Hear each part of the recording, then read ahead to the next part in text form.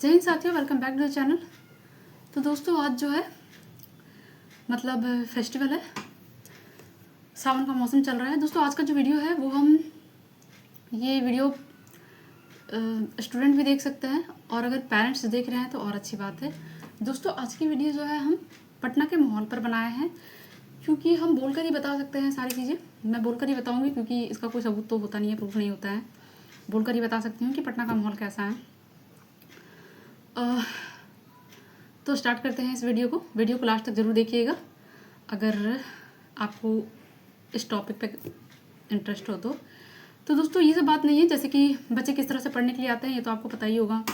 बच्चे किस तरह के पढ़ने आते हैं, पहले वो बच्चे या तो जिसका खुद का सपना हो, या दूसरा वो बच्चे जिनका पेरेंट्स का सपना हो, जिनको पेरेंट्स ने भेजा हो। तो बच्चे तो इसी टाइप के होते हैं, दो टाइप के होते हैं। और पढ़ने आते हैं या तो कोचिंग से स्टार्ट करते हैं या तो सेल्फ स्टडी से स्टार्ट करते हैं। दोस्तों मैं इस सब टॉपिक पे बात नहीं कर रही हूँ। मैं बात कर रही हूँ कोचिंग के माहौल के बारे में बात कर रही हूँ, और बच्चे किस तरह डिवाइड हो जाते हैं बाद में। पढ़ने वाले बच्चे भी कैसे डिस्ट्रैक्ट हो जाते हैं, उस टॉपिक पे आज हम बात करेंगे कि पढ़ाकू बच्चे भी ऐसा क्या रीज़न होता है कि बाहर आके या तो बदल जाते हैं या थोड़ा डिस्ट्रैक्ट हो जाते हैं पढ़ाई से, या कम पढ़ने लगते हैं, या और भी बहुत सारी चीज़ें भटक भी जाते हैं। आपको पता ही है कि कुछ बच्चे पढ़ने के लिए आते हैं और शौक वॉक में इतने बिगड़ जाते हैं कि वो मतलब पार्ट टाइम जॉब करने के चक्कर में पता नहीं क्या क्या करने लग जाते हैं। तो उस टॉपिक पे ही बात करेंगे कि किस तरह बच्चे जो है इतना ज़्यादा कैसे बिगड़ जाते हैं। तो दोस्तों मैं बात करूँगी कोचिंग से। दोस्तों कोचिंग में जब बच्चे आते हैं पढ़ने के लिए तो सब टाइप के होते हैं, या तो उनका खुद का सपना होता है, या तो फिर उनके पेरेंट्स का सपना होता है, या तो कुछ बच्चे बहुत कम एज के भी होते हैं या ज़्यादा एज के भी होते हैं, क्योंकि कोचिंग डबल ट्रिपल बार भी की जाती है और बहुत सारे बच्चे करते भी हैं। जो पहले के हैं करते भी हैं, डबल भी करते हैं। दोस्तों आपको लगेगा कि कोई इतना फीस डबल कैसे दे सकता है, देता है फिर।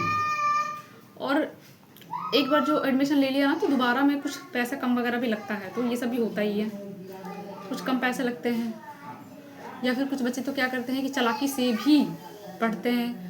या पटना में ऐसा भी माहौल है ना कि कोई कोचिंग अगर मतलब ज्वाइन किए हैं, पढ़ रहे हैं, कोई सब्जेक्ट अगर आपको नहीं समझ में आया ना तो आप उसके लिए कोचिंग से बात कर सकते हो कि मेरे को ये सब्जेक्ट में कुछ दिक्कत है, तो वो कोचिंग वाले खुद आपको बताएंगे कि हाँ ये टॉपिक चल रहा है, आपको इसमें प्रॉब्लम है, तो आप इसको ज्वाइन कर सकते हैं कुछ टाइम के लिए। मतलब वो ऐसा नहीं है, दोबारा पढ़ने नहीं देते हैं। जो टॉपिक आपका छूटा हुआ है या आपका माइंड से क्लियर नहीं है, वो सिर्फ बोलते हैं कि ठीक है आप दोबारा से उसको क्लियर कर सकते हैं। मतलब आप पूछोगे कोचिंग में तो बताएगा। तो दोस्तों मेरा टॉपिक इधर उधर हो गया, चलिए तो बात करते हैं कोचिंग के बारे में। दोस्तों कोचिंग में ऐसे बच्चे आते हैं जब पढ़ने के लिए स्टार्ट करते हैं, शुरू में तो ऐसा लगता है कि सारे बच्चे ही पढ़ने वाले हैं। मैं भी कोचिंग से बिल्कुल एकदम बिल्कुल एक एक स्टेप मैंने भी ये ज़िंदगी जी है, तभी मैं आपको बता रही हूँ। बिल्कुल एक एक चीज़ मेरे साथ भी हुआ है। मैं अपना पर्सनल एक्सपीरियंस भी बता रही हूँ, प्लस दूसरों का भी एक्सपीरियंस बता रही हूँ, मिक्सअप बता रही हूँ सबका। जब कोचिंग जाते हैं, स्टार्ट करते हैं, पहले तो शुरू में ऐसा लगता है कि सभी बच्चे पढ़ने वाले। कभी कभी ऐसा लगता है कि भाई उनका बहुत ज़्यादा लेवल है, वो बहुत हाई लेवल के हैं, कुछ उम्र में बहुत ज़्यादा होते हैं, कोई छोटे भी होते हैं, कोई बहुत ज़्यादा बड़े भी होते हैं, मीडियम भी होते हैं, हर उम्र के बच्चे होते हैं कोचिंग्स में। पहले तो शुरू में लगता है कि सब पढ़ने वाले हैं, बट धीरे धीरे पता चलता है कि नहीं, ऐसा कुछ नहीं है। और कभी कभी तो ऐसा भी होता है ना कि बहुत पढ़ने वाले बच्चे भी पता नहीं क्यों डिस्ट्रैक्ट हो जाते हैं, या तो वो गलत दोस्त का सर्कल ही ढूंढ लेते हैं ऐसा। अब ऐसा सर्कल ढूंढ लिया जो रोज़ मिल रहे हैं, रोज़ जुल रहे हैं, तो दोस्तों साथ रहने का असर तो होता ही है। आप मानो ना मानो, ये बात बिल्कुल सच है कि साथ रहने का बहुत असर होता है, संगत का बहुत असर होता है। अगर आपका दोस्त टाइम वेस्ट कर रहा है तो आप भी करने लग जाओगे, आपका दोस्त पार्टी कर रहा है तो आप भी करने लग जाओगे, वो रोज़ बुलाएगा तो आपको जाना पड़ेगा, या रोज़ बुलाएगी तो जाना पड़ेगा। ग्रुप बन जाते हैं ऐसे। अगर आप बहुत ज़्यादा पढ़ने वाले बच्चे हैं तो कोशिश करिए कि अच्छा वाला है ग्रुप में आप जाइए। मेरे साथ भी ये चीज़ हुई है, बिल्कुल हुई है। मैंने भी ऐसा ही हुआ था, मैंने भी कुछ गलत ग्रुप्स ज्वाइन कर लिए थे और बाद में मुझे वो ग्रुप छोड़ना पड़ा, हटना पड़ा।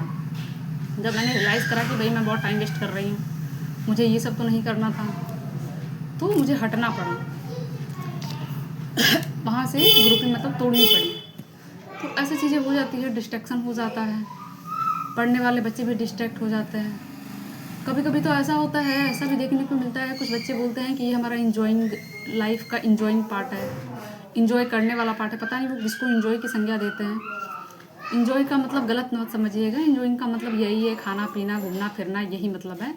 पार्क वार्क जाना, बैठना, थोड़ा बहुत मस्ती करना, खाना पीना, नई नई वैरायटी टेस्ट करना, शॉपिंग करना, बस इतना ही है इंजॉइंग का मतलब, और कुछ नहीं है। आप गलत वे में मत लीजिएगा। और रह गया लवर्स वाला बात, लड़का लड़की वाला बात, लव अफेयर्स की बातें, तो मैं ये बातें किसी और वीडियो में आपको बताऊंगी। फिलहाल इस वीडियो पे मैं सिर्फ स्टूडेंट का बता रही हूँ, पढ़ने वाले बच्चों के पॉइंट से बता रही हूँ कि बच्चे किस तरह बिगड़ रहे हैं,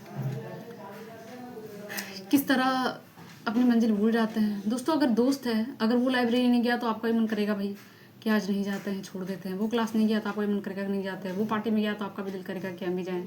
वो बताएगा आपको कि आज कल ऐसी मस्ती करी थी हमने, तो आपको भी लगेगा कि जाएँ। तो इस तरह क्या होता है कि संगत में आप जैसा दोस्त बनाते हो धीरे धीरे आप भी वैसे हो जाते हो। ये बात बिल्कुल सही है। जैसे दोस्ती रखोगे आप भी धीरे धीरे वैसे होने लगोगे। वो जो करेंगे वो आप भी करने लगोगे। जैसे जैसे वो काम करेंगे धीरे धीरे कुछ ना कुछ, आप कितना भी बचोगे 10%, 20%, 30%, धीरे धीरे करके वो हो ही जाता है। जैसे आपकी दोस्ती रहेगी आप भी धीरे धीरे वैसे करने लग जाओगे। ये बात बिल्कुल सही है। तो मैं कोचिंग की बात कर रही थी। तो जैसे कोचिंग में 2 बच्चे आते हैं, ज्वाइन करते हैं। स्टार्टिंग में तो सब पढ़ने वाले लगते हैं, लेकिन फिर धीरे धीरे जो है बच्चे समझ में आने लगते हैं कि कौन पढ़ने वाला है, कौन नहीं पढ़ने वाला है। जो पढ़ने वाले बच्चे होते हैं, जिनका बस होता है कि भाई फैमिली भेजती है कि भाई तुम्हें पढ़ना है, नौकरी ही लेके आनी है, वो बच्चे भाई बहुत डेडिकेटेड होते हैं। मैंने देखा है बहुत बच्चे डेडिकेशन के साथ ही पढ़ते हैं। कोई भी डिसीजन बहुत फास्ट लेते हैं। अगर गलत ग्रुप में दोस्ती भी हो गया है तो फटाक से वो अच्छी ग्रुपिंग में चले जाते हैं। तो पटना में इस तरह का भी प्रॉब्लम देखने को मिलता है। तो दोस्तों मेरा वीडियो से बस आपको यही कहना है कि अगर आपने अपने बच्चे को भेजा है, आपके भाई बहन जो भी है बाहर में पढ़ाई कर रहे हैं, तो आप उनकी दोस्ती पे ज़रूर नज़र रखिए कि कैसे हैं। फ़ोन वगैरह करिए। यहाँ पे छिपाना बहुत आसान हो जाता है हर चीज़, क्योंकि यहाँ कोई देख नहीं रहा है। कुछ लोगों को तो फिर भी डर रहता है, जैसे कि मान लो भी मैं बिहार में हूँ, पटना में हूँ, तो जिन लोगों का बिहार में ही लोग हैं, पटना में ही है फैमिली वगैरह, तो उनको तो थोड़ा बहुत डर रहता है कि भाई फैमिली है, कहीं का ना कहीं हमें देख लेगी। लेकिन जिनका पटना में कोई भी नहीं है फैमिली वैमिली आस पास में, मतलब वो बहुत दूर के हैं, बक्सर के रहने वाले हैं, बक्सर काफ़ी दूर है, पश्चिमी चंपारण के हैं, पूर्वी चंपारण के हैं, वो सब यहाँ से काफ़ी दूर पड़ता है।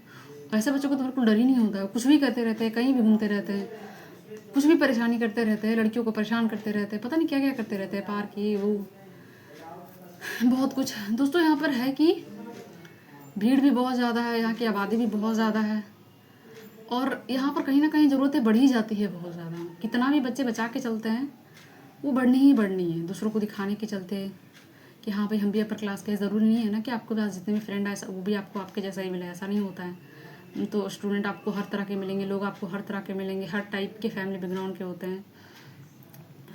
तो इस सब से बचना बहुत ज़्यादा ज़रूरी है। जो बच्चा का एम है, फैमिली में मुझे पता है किस तरह पढ़ने भेजती है, कितना मुश्किल से भेजती है, और पटना में आके सब कुछ इधर उधर हो जाता है। बच्चे जो हैं उस बात की गहराई को समझ नहीं पाते। और सच भी है, अगर देखिए बच्चा है, पढ़ रहा है, बाहर पढ़ रहा है आपका, और अगर आप उसके घर को टेंशन दीजिएगा, घर का बात उसको बताइएगा, टेंशन दीजिएगा, तो पढ़ नहीं पाएगा।